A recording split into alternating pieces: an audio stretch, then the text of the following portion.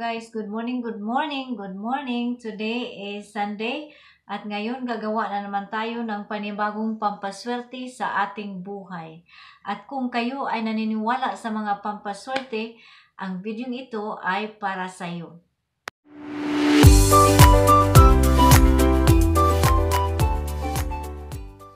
Hello guys, at kung bago pa lamang kayo sa aking channel, please don't forget to subscribe para ma-notified kayo sa mga bago kong upload. Okay guys, ang pampaswerte na tinutukoy ko ay ang tubig at ang dahon ng laurel. Okay? At guys, kung gagawa man kayo ng pampaswerte na ganito, kailangan isa puso ninyo ang inyong paggawa para mas-successful kayo sa inyong winning wish. Okay? Okay.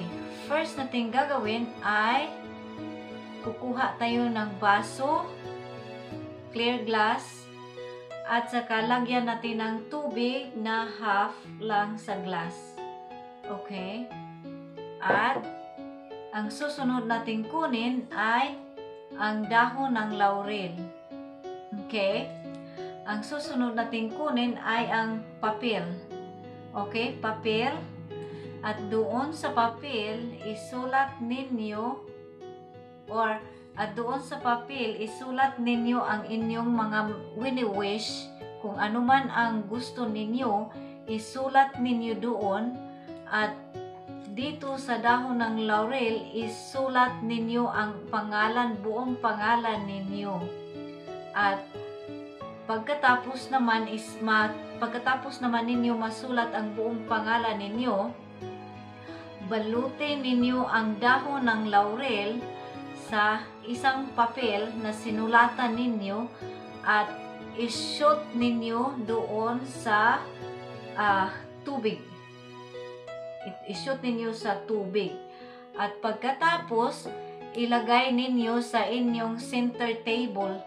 At bago pa yan, magwi-wish kayo kung ano man ang wish ninyo, magwi-wish kayo na matupad ang inyong mga kahilingan. Magpipray kayo na matupad ang lahat ng mga kahilingan ninyo. But bago pa yan, gagawa kayo ng paraan na mag-grant yung mga wish ninyo. Hindi pwede yung gagawa kayo ng pampaswerte na ganito at hindi na kayo kakayod. Hindi pwede yun.